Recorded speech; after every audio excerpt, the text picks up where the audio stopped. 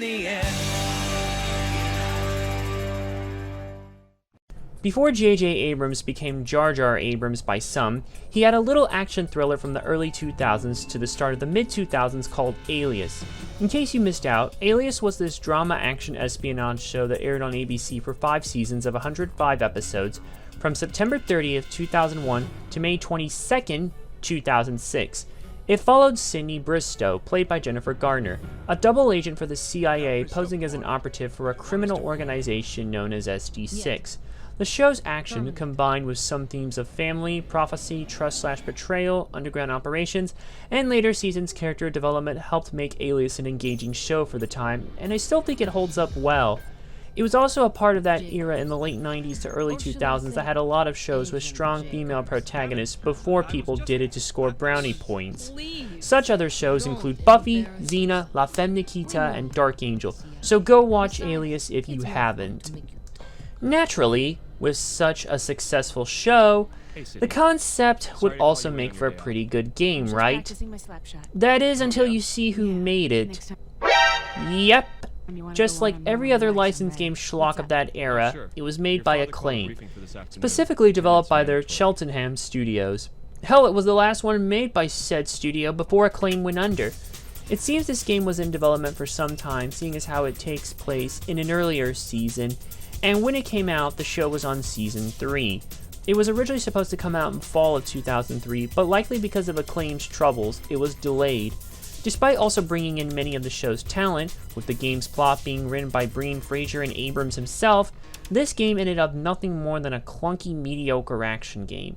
Alias, released on the PS2 and Xbox on April 7, 2004 for North America, and 1 day later for Europe.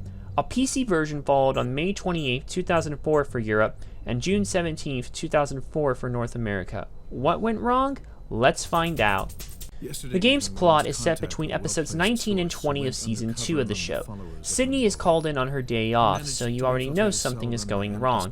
One of their fellow agents has disappeared, and his last message to the CIA had highly sensitive intel regarding Sydney's adversary in combat, Anna Espinosa, who by this point has gone rogue from K-Directorate to take over the followers of Rambaldi cult. She's also working with former SD6 head Arvin Sloan and gun-for-hire Julian Sark. It's up to Sydney, along with the usual supporters, Michael Vaughn, Marcus Dixon, Marshall Flinkman, and Jack Bristow to find out what's going on and get the information that may lead to this mysterious machine. Alias is primarily a third-person action game. You'll control Sydney for 95% of the game, and you'll even control Vaughn for one section that happens in their base of operations. The game mixes both action, stealth, and a bit of platforming. Guided by your support team, you'll go around the world to various locations doing standard spy stuff, hacking computers to get information, using disguises to blend in, and get into places you normally otherwise wouldn't. You know, the usual. The game's main method of combat is hand-to-hand, like the Buffy game, though ideally you'll want to use stealth to take out enemies when you can save yourself the grief of taking on a bunch of armed enemies when you only have your fist. You are a spy after all. Thankfully, you can use weapons. You have melee weapons and firearms, though you don't hold on to the firearms and keep collecting ammo for them. You'll also use gadgets to hack stuff, pick locks, and generally make your job easier. You'll find save points as well to save when needed, and you have a compass to guide you. Everything good so far, right? Well, not for long. Once you get into combat, this is where the game starts to fall apart. You have all these different types of attacks, like a quick and special attack, the latter of which does more damage. There are also back attacks, and you can block, dodge, counter, and disarm. All of it sounds in-depth, but in reality it's actually rather simple. In fact, the only time you'll need to use any of the other special stuff is if you're fighting armed enemies, or if you're fighting multiple enemies at once. Like, I don't know. 5 of them! But for the most part, you'll be fine with the basic hit combo. Land that a few times to take out almost all basic enemies.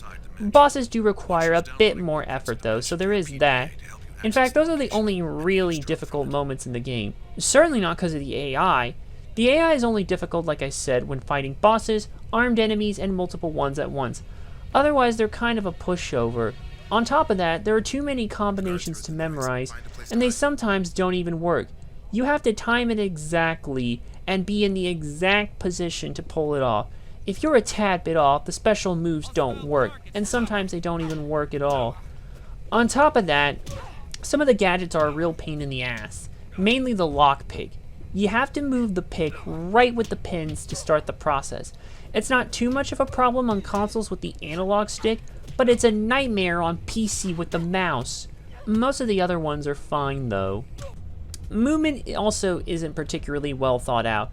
It leads to the game not being so well paced. Unless running, Sydney's walk is a bit slow for my taste. On top of that, you always feel you're in a hurry trying to move objects and performing the platforming. Say, to avoid an enemy that's walking down into a corridor, or trying to sneak by a camera. This might not have been a problem if the levels weren't so badly paced, but some of them can feel very dragged out.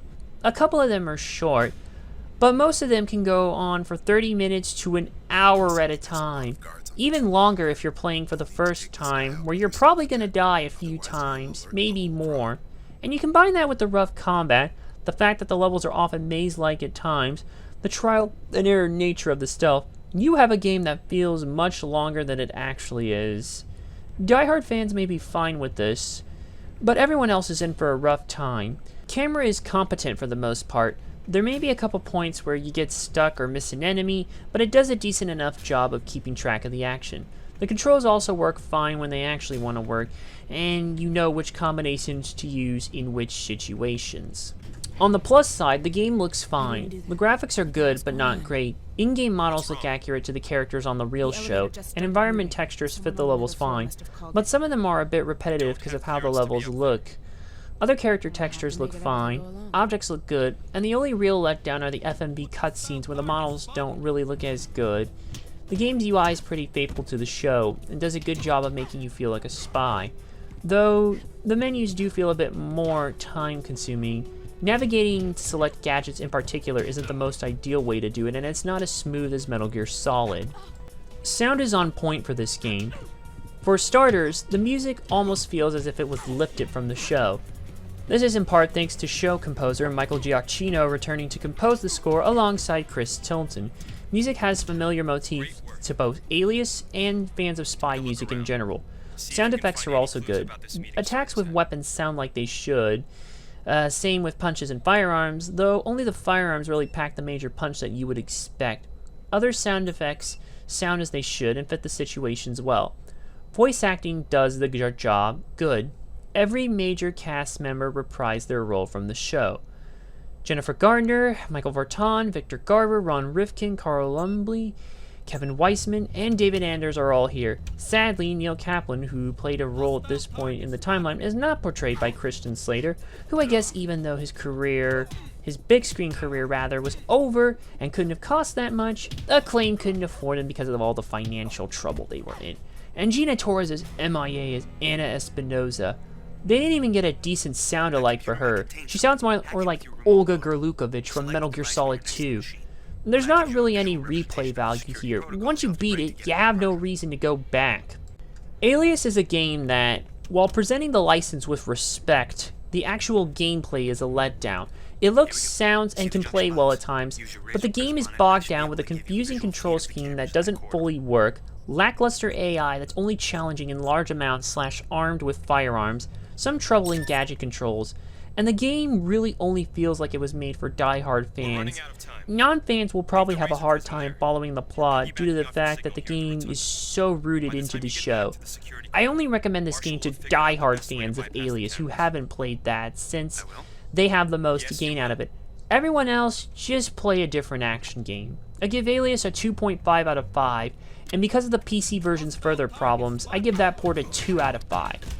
If you have to play this, play it on a console. You'll have a less frustrating time, but not by much.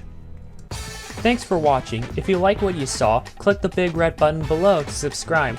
Check out the other links in the description for more cool stuff, and check out the playlist on screen for more content. See you in the next video.